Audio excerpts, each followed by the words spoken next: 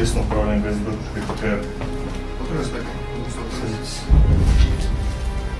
Вы задержаны в рамках досудебного производства с совершением преступления статьи согласно своей части 1. То есть дача